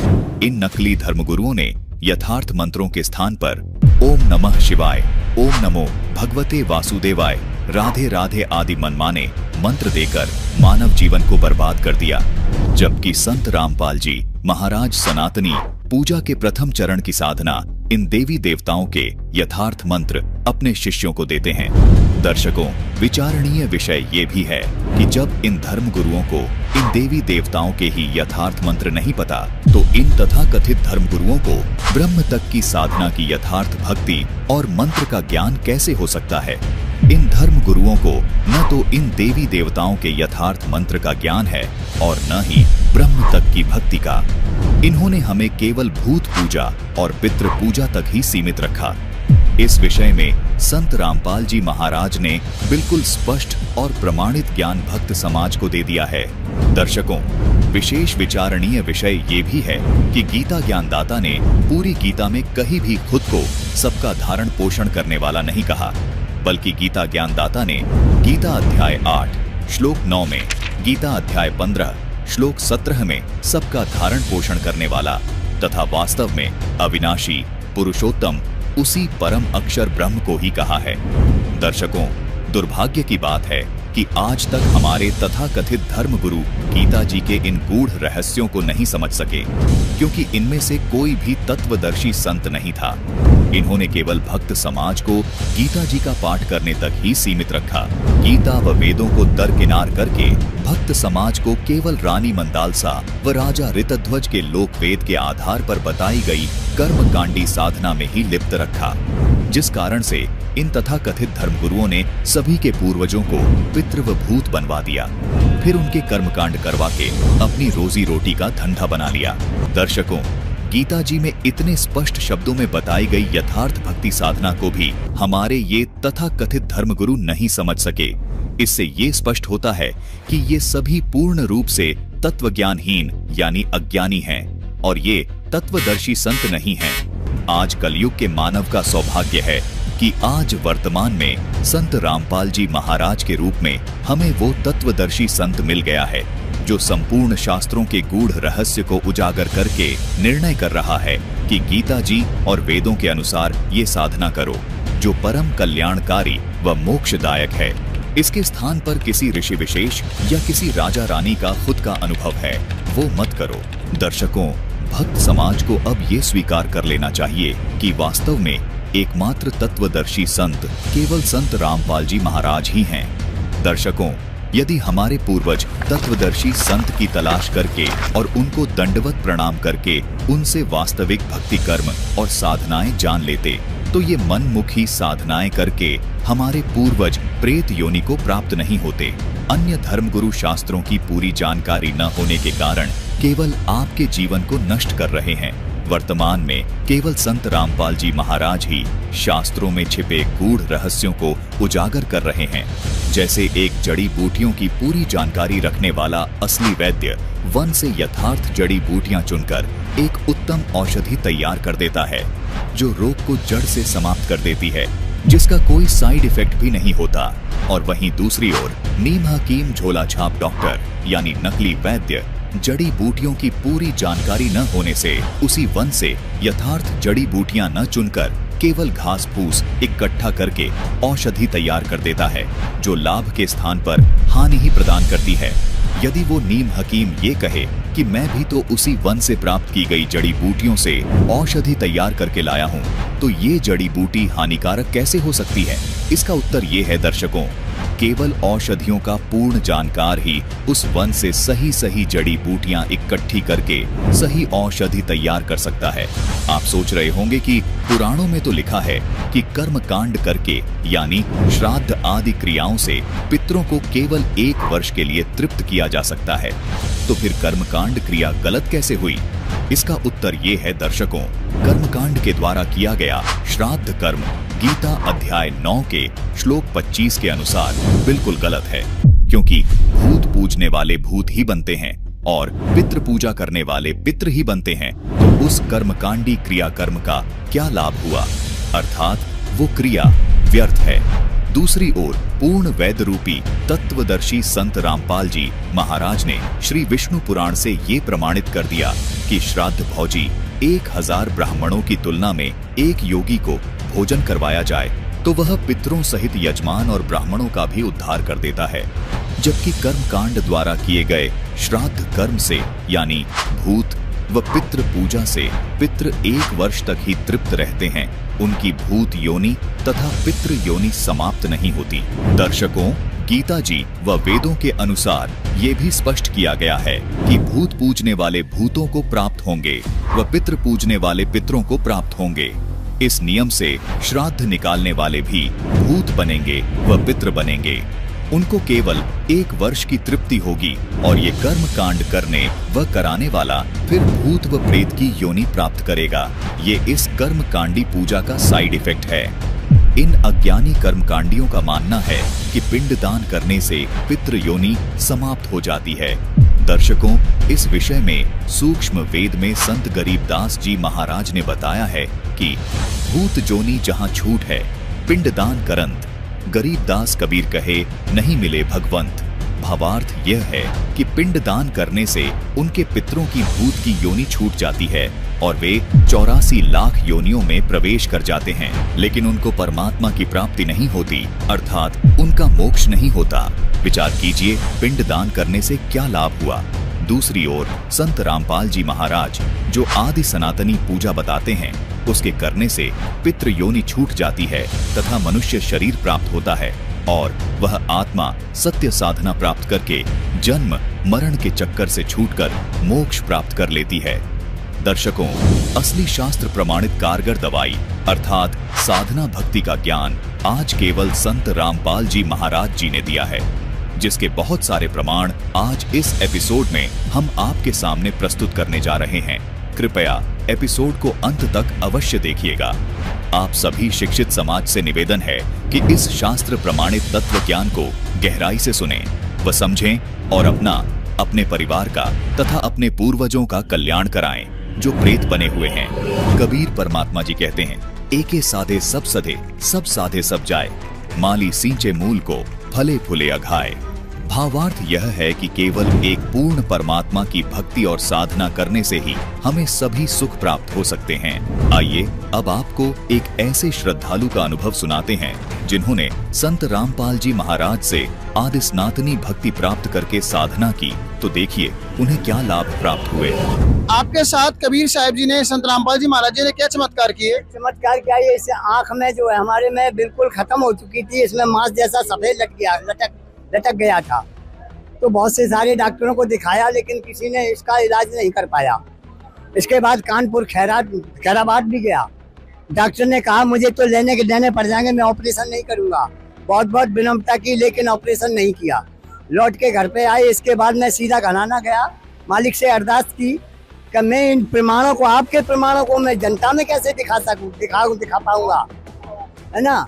तब वो लौट के वापस आया तो ये बिल्कुल आंख बढ़िया हो गई, मेरा चश्मा भी 4 महीने से लगा हुआ उतर गया और मैं बहुत बढ़िया हो गई। मेरी आंख में हर चीज को पढ़ सकता हूँ और देख सकता हूँ। दर्शकों, जिस प्रकार शास्त्र अनुकूल भक्ति साधना करने से इस श्रद्धालु की आंखें बिल्कुल स्वस्थ हो गईं, ठीक इसी प्रकार संत रामपाल जी महाराज ने श्राद्ध करने की श्रेष्ठ विधि विष्णु पुराण से प्रमाण देकर बताई है, जिससे वास्तव में लाभ हो सकता है। दर्शकों, श्री विष्णु पुराण के अध्याय 15 के 3 अंश में लिखा है कि हे राजन, श्राद्ध करने वाले पुरुष से विश्व देवगण, पितृगण, मातामह तथा कुटुंबीजन सभी संतुष्ट रहते हैं। हे भूपाल, पितृगण का आधार चंद्रमा है और चंद्रमा का आधार योग है, इसलिए श्राद्ध में योगीजन को नियुक्त करना अति उत्तम है। यदि श्राद्ध भोजी 1,000 ब्राह्मणों के सम्मुख एक योगी भी हो तो वह यजमान के सहित उन सब का उद्धार कर देता है। दर्शकों, ये प्रमाण देखने के बाद एक बात तो स्पष्ट है कि श्राद्ध क्रिया करने वाले यजमान को किसी एक योगी को भोजन करवाने से 1000 ब्राह्मण को भोजन करवाने से भी अधिक पुण्य मिलता है। अब सवाल ये है कि वो योगी कौन है? क्या योगी इन ब्राह्मणों से श्रेष्ठ है? अगर है तो क्यों? और यदि एक योगी को भोजन करवाने से 1000 ब्राह्मणों को भोजन करवाने से भी अधिक लाभ मिलता है, तो क्यों न हम इसी विधि को अपनाएं, जिससे पितरों का भी मोक्ष हो जाए और यजमान का भी। दर्शकों, कबीर जी की इस वाणी से इस प्रसंग को थोड़ा विस्तार से देखते हैं। कबीर जी ने अपनी वाणी में कहा है कि एक के साधे सब सधे, सब साधे सब जाए, अर्थात एक शास्त्र विधि अनुसार धार्मिक अनुष्ठान करने से सर्व लाभ प्राप्त होता है। पितरों सहित यजमान और हजारों ब्राह्मणों का भी उद्धार हो जाता है। जो श्राद्ध कर्म सामान्य विधि से कर्म कांड करके किए जाते हैं, वह पितृ पूजा व भूत पूजा कहलाती है, जिसके विषय में गीता अध्याय 9 के श्लोक 25 में कहा है कि भूतों को पूजने वाले भूत बनेंगे, पितरों को पूजने वाले पितृ बनेंगे तथा मेरी भक्ति करने वाले मुझे प्राप्त होंगे। दर्शकों, एक बार को ये मान लेते हैं कि कर्म कांड विधि द्वारा श्राद्ध करने से 1 वर्ष के लिए पितृ तृप्त हो जाते हैं, लेकिन हमें इसके साइड इफेक्ट को नजरअंदाज नहीं करना चाहिए, अर्थात कर्म कांड विधि से श्राद्ध निकालने के बहुत भयंकर दुष्परिणाम निकलते हैं। गीता जी में बताया गया है कि कर्म कांड विधि से श्राद्ध करने वाला पूरा परिवार भूत योनि को प्राप्त होता है, जो गीता अध्याय 9 के श्लोक 25 में आपको स्पष्ट कर दिया है। तो दर्शकों, क्यों न हम शास्त्र विधि अनुसार धार्मिक अनुष्ठान करें ताकि कोई साइड इफेक्ट भी ना हो, जिससे पितरों का भी उद्धार हो जाए और हमारा भी मोक्ष हो जाए। दर्शकों, कर्मकांडी ब्राह्मण कहते हैं जो श्राद्ध करने की विधि हम करवाते हैं, ये कर्मकांड की विधि पुराणों में लिखी है। दर्शकों, इन कर्मकांडी ब्राह्मणों की बात को हम स्वीकार करते हैं कि कर्मकांड की ये विधि पुराणों में लिखी है, लेकिन दर्शकों, सवाल ये भी है कि संत रामपाल जी महाराज ने विष्णु पुराण से श्राद्ध करने की जो श्रेष्ठ विधि बताई है, वो भी तो पुराण में ही है। इसे ये कर्मकांडी ब्राह्मण क्यों दरकिनार कर रहे हैं? दर्शकों, तत्व ज्ञान के अभाव से ये ब्राह्मण जन गलती कर रहे हैं। ये पुराणों की उस विधि को नहीं कर रहे जिसके करने से सामान्य कर्मकांड से मिलने वाले लाभ से 1000 गुना ज्यादा लाभ मिलता है और पितरों का तथा यजमान का पूर्ण मोक्ष हो जाता है तथा हमें बार बार श्राद्ध करने की भी जरूरत नहीं पड़ती। दर्शकों, पुराणों में लिखी ये श्रेष्ठ विधि क्या इन ब्राह्मणों ने नहीं पढ़ी? सामान्य विधि वाले कर्मकांड करवाकर ये ब्राह्मण जनता को क्यों प्रेत बनवा रहे हैं? दर्शकों, प्रमाण के लिए एक बार फिर देखिए विष्णु पुराण से इस श्रेष्ठ श्राद्ध विधि का प्रमाण। दर्शकों, श्री विष्णु पुराण के अध्याय 15 के तृतीय अंश में लिखा है कि हे राजन, श्राद्ध करने वाले पुरुष से विश्व देवगण, पितृगण, मातामह तथा कुटुंबीजन सभी संतुष्ट रहते हैं। हे भूपाल, पितृगण का आधार चंद्रमा है और चंद्रमा का आधार योग है, इसलिए श्राद्ध में योगीजन को नियुक्त करना अति उत्तम है। यदि श्राद्ध भोजी 1,000 ब्राह्मणों के सम्मुख एक योगी भी हो तो वह यजमान के सहित उन सब का उद्धार कर देता है। दर्शकों, विष्णु पुराण के इस प्रमाण ने स्पष्ट कर दिया कि एक योगी को भोजन खिलाने से कितना लाभ होता है। आइए अब संक्षिप्त में जानते हैं कि योगी की क्या पहचान है। संपूर्ण जानकारी के लिए कृपया इस वीडियो को पूरी जरूर देखिएगा। दर्शकों, गीता अध्याय 2 श्लोक 53 में कहा है कि हे अर्जुन, भांति भांति के वचनों को सुनने से विचलित हुई तेरी बुद्धि जब तत्व ज्ञान पर स्थिर हो जाएगी, अर्थात कोई कहता है कर्मकांड कर लो, कोई कहता है श्राद्ध निकाल लो, इन सब वचनों से विचलित हुई तेरी बुद्धि जब केवल तत्व ज्ञान पर स्थिर हो जाएगी, अर्थात गीता अध्याय 4 श्लोक 34 में वर्णित तत्वदर्शी संत से ज्ञान प्राप्ति के बाद तेरी बुद्धि एक तत्व ज्ञान पर स्थिर हो जाएगी, तब तो तू योग को प्राप्त होगा, अर्थात साधना यानी भक्ति को प्राप्त होगा, अर्थात तब तो तू योगी बनेगा। योगी का अर्थ है भक्त। योगी का अर्थ यहाँ आसन करने वाले से नहीं है, क्योंकि गीता के इन श्लोकों में किसी आसन योग की बात नहीं हो रही। गीता जी तत्व ज्ञान से परिपूर्ण शास्त्र है, इसलिए गीता जी के इस श्लोक से ये प्रमाणित हुआ कि तत्व ज्ञान के आधार पर भक्ति करने वाले साधक को योगी कहते हैं।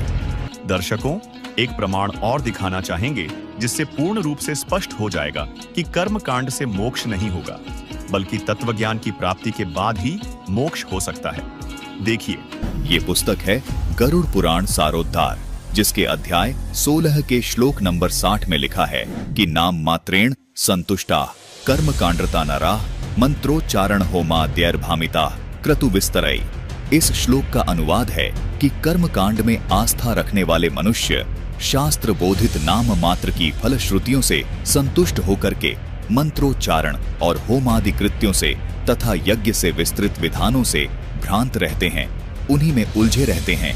अर्थात वे लोग जो कर्मकांड में आस्था रखते हैं, उन्हें शास्त्रों के सिर्फ नाम मात्र की श्रुतियां संतुष्ट कर लेती हैं और वे मंत्रों की उच्चारणा, होम और यज्ञों आदि कृत्यों में उलझे रहते हैं। इस पुस्तक के अध्याय 16 के श्लोक 70 में कहा है तस्मादित्यादिकम कर्म लोकरंजन कारकम मोक्षस्य कारणम साक्षात तत्वज्ञानम। खगेश्वर इस श्लोक का अनुवाद है कि हे खगेश्वर, पूर्वोक्त संपूर्ण कर्मानुष्ठान केवल लोकरंजन मात्र के लिए हैं, मोक्ष का कारण तो साक्षात तत्व ज्ञान ही है। दर्शकों, गरुड़ पुराण के इस प्रमाण से स्पष्ट हो जाता है कि ये कर्मकांड मोक्ष मार्ग नहीं है, मोक्ष केवल तत्व ज्ञान से ही हो सकता है और वर्तमान में तत्व ज्ञान केवल जगत गुरु तत्वदर्शी संत रामपाल जी महाराज जी के पास ही है। इस पुस्तक के अध्याय 5 के श्लोक 32 और 33 में कहा है कि मृतस्य एकादशहम तु भुंजानः श्वा विजायते लभे देवलको विप्रो योनिं कुक्कुट संझकाम द्रव्यार्थम देवता पूजाम यह करोति द्विजाधमः स वै देवलको नाम हव्य कव्येषु गर्हितः। इन श्लोकों का अनुवाद है कि किसी के मरणा शौच में एकादशाह तक भोजन करने वाला कुत्ता होता है। देवद्रव्य भोक्ता देवलक ब्राह्मण मुर्गे की योनि प्राप्त करता है। जो ब्राह्मणाधम द्रव्यार्जन के लिए देवता की पूजा करता है वह देवलक कहलाता है। वह देव कार्य तथा पितृ कार्य के लिए निंदनीय है। दर्शकों, इन सभी प्रमाणों को देखने के बाद यह सिद्ध हो जाता है कि श्राद्ध निकालने से व पिंडदान आदि करने से कोई लाभ प्राप्त नहीं होता, बल्कि इसके विपरीत हानि ही प्राप्त होती है। दर्शकों, आपने देखा कि हमारे पवित्र शास्त्र इस कर्मकांड यानी इस शास्त्र विरुद्ध साधना को करने के लिए बिल्कुल मना कर रहे हैं। साथ ही हमारे इन धर्म ग्रंथों में इन शास्त्र विरुद्ध साधनाओं के करने का दुष्परिणाम भी बताया है। लेकिन हिंदू धर्म के इन धर्म गुरुओं तथा कर्मकांडियों की प्राचीन आदत रही है कि ये गीता जी को श्रेष्ठ मानते हैं, लेकिन आचरण इसके बिल्कुल विपरीत करते हैं। ठीक इसी प्रकार गरुड़ पुराण को सत्य मानते हैं, लेकिन क्रिया बिल्कुल इसके विपरीत करते हैं। दर्शकों, जिस प्रकार सनातनी पूजाओं का बेड़ा गर्क करने वाले इन तथा कथित धर्मगुरुओं ने श्राद्ध को लेकर शास्त्रों के विरुद्ध मनमाना आचरण शुरू करवा दिया, वैसे ही इन्होंने मनमाने आचरण के तहत व्रत और तर्पण भी शुरू करवा दिए। दर्शकों, अब आपको ये जानकर भी हैरानी होगी कि क्या वास्तव में व्रत करना भी शास्त्र विधि को त्याग कर मनमाना आचरण ही है, क्योंकि घट रामायण में भी स्पष्ट लिखा है कि जो मनुष्य अलग अलग तरह के व्रत करता है उनकी क्या दुर्गति होती है। देखिए ये प्रमाण पृष्ठ नंबर 242 पर लोमस ऋषि की चौपाई है। उसमें लोमस ऋषि बता रहे हैं कि उन्होंने 1000 वर्षों तक एकादशी का व्रत किया और अंत में मक्खी का जन्म लिया। सर्वप्रथम इतवार का व्रत किया, उससे चील का जन्म मिला। मंगल का व्रत अनेक प्रकार के रूपों में रहा, उससे मुझे सुअर का शरीर मिला। उसके बाद तीज का व्रत किया, उसके कारण मैंने कुत्ते का जन्म प्राप्त किया। इसके बाद नियम से प्रदोष व्रत रखा, उसके कारण गधे का जन्म लिया। नवमी तथा अष्टमी का व्रत किया, उससे मुझे चूहे का जन्म मिला। इसके बाद अनंत चौदस का व्रत किया, उससे मुझे ऊंट का जन्म मिला। इसके बाद चतुर्थी का व्रत कहा गया, उससे भैंस का जन्म समझो। और नाना प्रकार के व्रतों का अनुशीलन पूरी तत्परता से पूछा, फिर भी मुक्ति नहीं प्राप्त की। यहाँ पर साफ तौर पर देखा जा सकता है कि लोमस ऋषि ने व्रत करने से मुक्ति तो छोड़ो, बल्कि चील, सुअर, कुत्ते, चूहे, ऊंट व भैंस के जन्म बताए हैं। दर्शकों, व्रत ना करने का समर्थन गीता जी भी करती है। देखिए गीता जी से ये प्रमाण पवित्र गीता जी के अध्याय 6 के श्लोक 16 में प्रमाण है कि हे अर्जुन, योग न तो बहुत खाने वाले का और न बिल्कुल न खाने वाले का तथा न बहुत शयन करने के स्वभाव वाले का और न सदा जागने वाले का ही सिद्ध होता है। दर्शकों, इन अधर्मी लोगों का ये आचरण मानव जीवन के नाश का कारण बन रहा है। सवाल नंबर 2, कबीर साहिब ने जल अर्पण कर रहे ब्राह्मणों का भ्रम निवारण कैसे किया? एक समय कबीर साहिब सुबह के समय गंगा घाट पर चले गए। वहाँ ब्राह्मण लोग सूर्य के सामने मुख करके गंगा जल हाथ में लेकर मंत्रों का उच्चारण करते हुए जल सूर्य को अर्पित कर रहे थे। कबीर साहब जी उन ब्राह्मणों को ये सब करते देख रहे थे। थोड़ी देर बाद कबीर साहब घुटनों पानी तक गंगा नदी में जाकर अपने दोनों हाथों से किनारे पर जोर जोर से पानी फेंकने लगे। ब्राह्मणों ने देखा कि ये कबीर ऐसा क्या कर रहा है। उन्होंने कबीर साहब जी से पूछा, हे कबीर, तू ये क्या कर रहा है? हे ब्राह्मण, मैंने आपसे नहीं पूछा कि आप क्या कर रहे थे, तो फिर आप मुझसे क्यों पूछ रहे हो कि मैं क्या कर रहा हूँ? पहले आप बताइए कि आप क्या कर रहे थे? हम तो अपने भूखे प्यासे पूर्वजों को स्वर्ग में जल अर्पित कर रहे हैं। अच्छा, अब मैं आपको बताता हूँ कि मैं क्या कर रहा था। दरअसल मैंने अपनी झोपड़ी के आगे एक छोटी सी बगीची लगा रखी है। मैं उसे सींच रहा हूँ। अरे भाई, तुम्हारी झोपड़ी तो यहाँ से काफी दूर है, उसे ये पानी कैसे मिलेगा? हे ब्राह्मण, एक बात बताओ, जब लाखों मील दूर स्वर्ग में ये जल अर्पित हो सकता है, आपके पूर्वजों को ये जल प्राप्त हो सकता है, तो 2 मील दूर जाने में इस जल को भला क्या परेशानी होगी? तो दर्शकों, इस प्रकार कबीर साहिब जी का ये सटीक तर्क सुनकर काशी के पंडित जी समझ गए कि हमारी ये क्रियाएं व्यर्थ हैं। कबीर साहिब जी ने उन्हें यहां ये भी समझाया कि आप एक ओर तो कह रहे हैं कि आपके पितर स्वर्ग में हैं, दूसरी ओर कह रहे हैं उनको पीने का पानी नहीं मिल रहा, उनको सूर्य को अर्घ देकर जल पार्सल करते हैं। यदि स्वर्ग में पीने के पानी का ही अभाव है तो उसे स्वर्ग नहीं कह सकते, वह तो रेगिस्तान होगा। वास्तव में वे पितरगण यमराज के अधीन यमलोक रूपी कारागार में अपराधी बनाकर डाले जाते हैं। वहां पर जो निर्धारित आहार है वह सबको दिया जाता है। जब पृथ्वी पर बनी कारागार में कोई भी कैदी भोजन के बिना नहीं रहता, सबको खाना पानी मिलता है, तो यमलोक वाली कारागार जो निरंजन काल ने बनाई है उसमें भी भोजन और पानी का अभाव नहीं है। दर्शकों, यह 2D एनिमेशन वीडियो संत रामपाल जी महाराज के सत्संग प्रवचनों का अंश मात्र है। संपूर्ण आध्यात्मिक ज्ञान प्राप्त करने के लिए अवश्य सुनिए संत रामपाल जी महाराज के मंगल प्रवचन। दर्शकों, संत रामपाल जी महाराज जी बताते हैं कि परमात्मा प्राप्ति यानी मोक्ष प्राप्ति की आदि सनातनी पूजा के 3 चरण होते हैं। प्रथम चरण की साधना में इन पंचदेव की साधना के मंत्र होते हैं। उसके बाद दूसरे चरण की साधना जो कि सनातनी पूजा भी कहलाती है, इसके मंत्र होते हैं ओम तत्, यहाँ तत् सांकेतिक मंत्र है। उसके बाद तीसरे चरण की साधना आदि सनातनी पूजा कहलाती है। इसके मंत्र होते हैं ओम तत्सत, यहाँ तत् और सत सांकेतिक हैं। भक्ति साधना के इन 3 चरणों को आप इस प्रकार समझें, जैसे प्रथम चरण की साधना जो कि पंचदेव पूजा है, उसको आप प्राथमिक शिक्षा जाने, अर्थात 5वीं कक्षा तक की पढ़ाई जाने, जिसके पढ़ने से आपको आपके जीवन में केवल आंशिक लाभ प्राप्त होते हैं। लेकिन प्रथम चरण की ये साधना भक्ति मार्ग में बेहद महत्वपूर्ण है। जिस प्रकार 5वीं कक्षा तक की पढ़ाई पूरी किए बिना 10वीं 12वीं तक की पढ़ाई नहीं की जा सकती, इसी प्रकार प्रथम चरण की ये पंचदेव साधना किए बिना दूसरे व तीसरे चरण की साधना नहीं की जा सकती।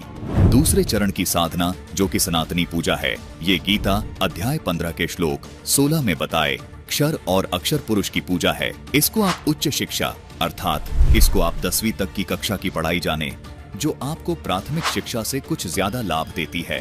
तीसरे चरण की साधना जो कि आदि सनातनी पूजा है, गीता जी अध्याय 17 के श्लोक 23 में भी इसका वर्णन है।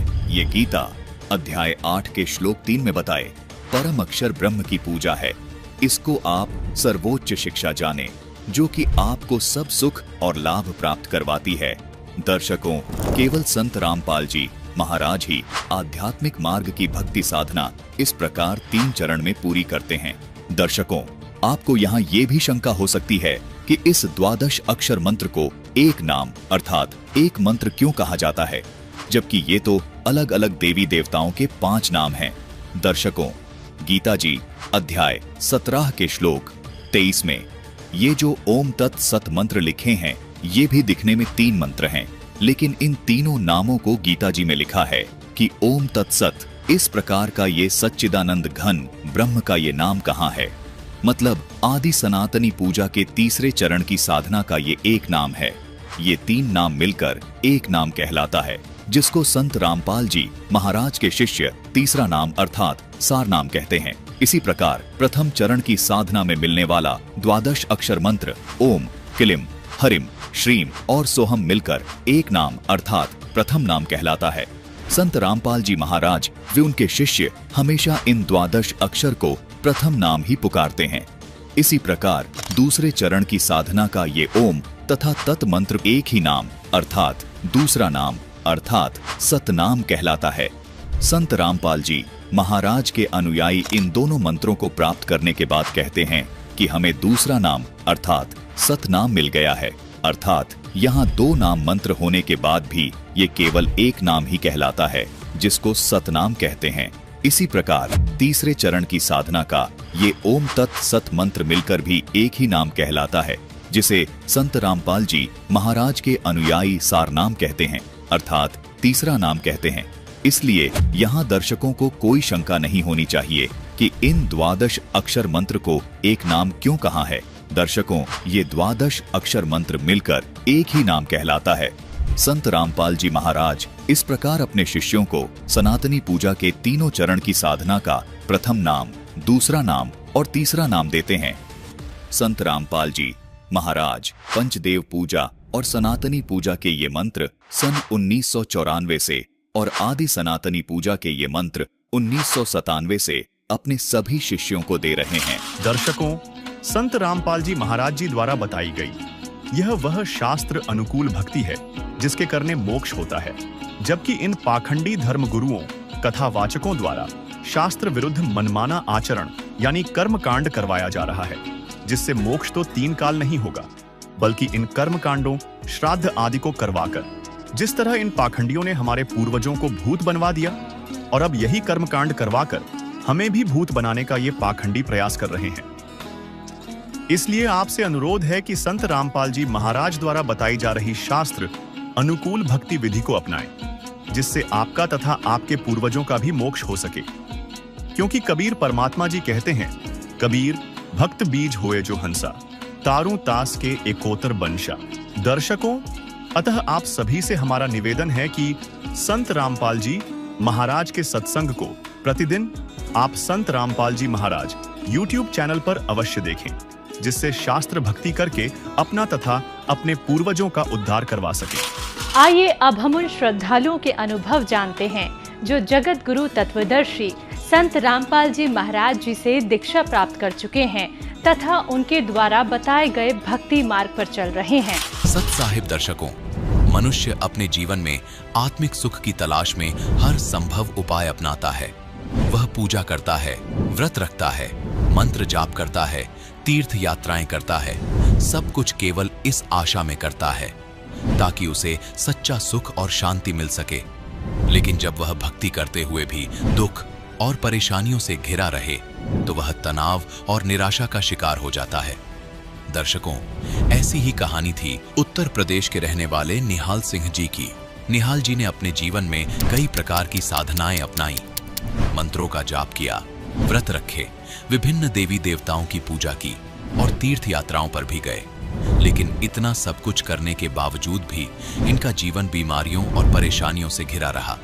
लेकिन दर्शकों, आज निहाल जी का कहना है कि जब से मैंने संत रामपाल जी महाराज की शरण ग्रहण की है, तब से मेरी जिंदगी पूर्ण रूप से बदल गई है। अब न केवल मुझे मानसिक शांति प्राप्त हुई है, बल्कि शारीरिक कष्ट भी समाप्त हो गए हैं। तो दर्शकों, आखिर संत रामपाल जी महाराज ने निहाल जी को ऐसी कौन सी जड़ी बूटी दे दी जिससे इन्हें जीवन में वह सुख और शांति मिली जिसकी ये वर्षों से तलाश कर रहे थे? आखिर इसके पीछे की सच्चाई क्या है? आइए सुनते हैं निहाल सिंह जी की यह प्रेरणादायक और सच्ची कहानी उन्हीं की जुबानी। नमस्कार सर। सत्सा जी। सर, क्या नाम है आपका? निहाल सिंह। निहाल जी, आप कहाँ से हैं? जलेसर जिला एटा, उत्तर प्रदेश से। निहाल जी, संत रामपाल जी महाराज से कब जुड़े आप? 2019 4 जनवरी। सर, संत रामपाल जी महाराज से नाम दीक्षा लेने से पहले क्या आप कोई भक्ति साधना भी करते थे? जी, सब ब्रह्मा विष्णु महेश की, सबसे ज़्यादा मैं शंकर जी की भक्ति करता था। साधारण संत से गुरु दीक्षा ली थी मैंने, उनकी दिए हुए मंत्रों से भक्ति करते थे, साधना करते थे। उस भक्ति साधना से हमको कष्ट ज़्यादा होता था, इतना कष्ट होता था, हमारे घर में देवी देवताओं का प्रकोप इतना बढ़ गया था कि न मालूम कोई किसी को किसी तरह से पीड़ा, कोई किसी तरह से पीड़ा है। मुझे भी एक रोग लग सका था और मैं उस भक्ति से करने पर संतुष्ट नहीं था। और मैं ये भी देखता था, मेरे पास पुस्तकें हैं, एक तो गीता है मेरे पास और शिव पुराण भी पढ़ता था और बड़ा मैं उसे सोचता कि इसमें तो कुछ लिखा हुआ है और मुझे वो अध्ययन होने पर कुछ प्राप्त नहीं होता है। बड़ा मैं संकोच में रहता था। फिर मैं धीमे धीमे पढ़ता चला आया मैं और ये सोचा था ये तो कोई बात तो कुछ और है, मगर मैं उस चीज़ पर पहुंच नहीं पा रहा हूँ क्योंकि मुझे उन भक्ति से, वो ज्ञान से मुझे कोई रास्ता नहीं मिला था जो मुझे उस चीज़ पर पहुँचना था। सर, फिर आप संत रामपाल जी महाराज की शरण में कैसे आए? हमारे यहाँ एक दूध लेने के लिए आती है, वो हमारे यहाँ संत रामपाल महाराज जी की चर्चा करते थे। कहने पर हमने अपनी पत्नी को कबीर प्रकट दिवस पर भेजने के लिए हमने कहा, तो हमने कि तुम अगर जाना चाहती हो भंडारे में रोहतक तो आप ऐसा करो को संत रामपाल महाराज जी से गुरदीक्षा ले लो उनकी, तब हुई जाओ आप, कि जाने से क्या फ़ायदा, तुम कोई दीक्षा तो ली नहीं है। तो उनको पहले अलीगढ़ हमने सेंटर पर उनको दीक्षा दिलवाई। जब वो रोहतक भंडार पे गई, वहाँ से आने के बाद फिर उन्होंने बस सब कुछ मुझे बताया कि इस तरीके से ये भंडारा विशाल है और वहाँ तो काफ़ी संत रामपाल महाराज जी के शिष्य आते हैं और काफ़ी संख्या में। उसके 18 महीने बाद हमने फिर दीक्षा ली संत रामपाल महाराज जी से। सर, संत रामपाल जी महाराज से नाम दीक्षा लेने के बाद आपको क्या क्या लाभ प्राप्त हुए? मेरे कुष्ठ रोग था, मुझे डॉक्टरों ने घोषित कर दिया 20 नाखून जा चुके थे ये हाथ पैरों के। आज संत रामपाल महाराज जी की शरण में आने पर ये मेरे 20 नाखून आ चुके हैं। 37 साल पुराना मुझे रोग था और मेरे घर में एक नातनी की जन्म हुआ था। 3 साल की अवस्था में घर की स्त्रियों ने बताया कि ये बच्ची किंगर है। किंगर बताने पर मैं भी बेचैन हुआ था और उस बच्ची को हमने संत रामपाल महाराज जी की दीक्षा दिलवा दी। तो कुछ समय बाद वही स्त्रियां बोलने लगी कि ये बच्ची तो ठीक हो गई है। अगर आप देखना चाहो तो ये बच्ची मेरे साथ आई हुई है। ये बच्ची है 3 साल की अवस्था में, घर की स्त्री ने बताया था कि किंगर है बच्ची। इसको संत रामपाल महाराज जी की दीक्षा दिलवाने पर कुछ समय बाद वो ही स्त्रियाँ आई, कहती तो बच्ची सही हो गई, उनकी कृपा से ये सही हो गई बच्ची और आज ये नॉर्मल है बच्ची, जो समाज तौर पर होनी चाहिए। सर, क्या आप नशा भी करते थे? हाँ, पहले मैं नशा भी करता था, बीड़ी तम्बाकू का। संत रामपाल महाराज जी की शरण में आने पर मेरा नशा ऑटोमेटिक छूट गया था। सर, संत रामपाल जी महाराज से नाम दीक्षा लेने के बाद आपको बहुत अद्भुत लाभ प्राप्त हुए। तो जो दर्शक आज आपको देख रहे हैं, बहुत सारे ऐसे दर्शक भी हैं जो इन सारी बीमारियों से ग्रस्त हैं, उनके लिए आप क्या कहना चाहेंगे? जो दर्शक बीड़ी तम्बाकू इस्तेमाल करते हैं और बेकार बढ़ते बीड़ी तम्बाकू खाने से, वो नशा मुक्त नहीं हो पाता है। संत रामपाल जी महाराज जी की शरण में आने पर उनके मंत्रों में इतनी शक्ति है कि वो नशा अपने आप ही स्वतः समाप्त हो जाता है। इच्छा भी खाने की तो बात छोड़ दो, आप हाथ में पकड़ नहीं सकते। संत रामपाल जी महाराज से नाम दीक्षा कैसे प्राप्त की जा सकती है? इस टीवी चैनल पर सत्संग चलता है संत रामपाल महाराज जी का, उस पर नीचे पीली पट्टी आती है, उस पर नंबर कॉन्टैक्ट हैं। उस नंबर कॉन्टैक्ट से बात करें तो जिला बाई जिला पर केंद्र बने हुए दीक्षा देने वाले, तो वहाँ से सारा पता लगता। वहाँ पर जाकर संत रामपाल महाराज जी से नाम दीक्षा ले सकते हैं। धन्यवाद सर। साहेब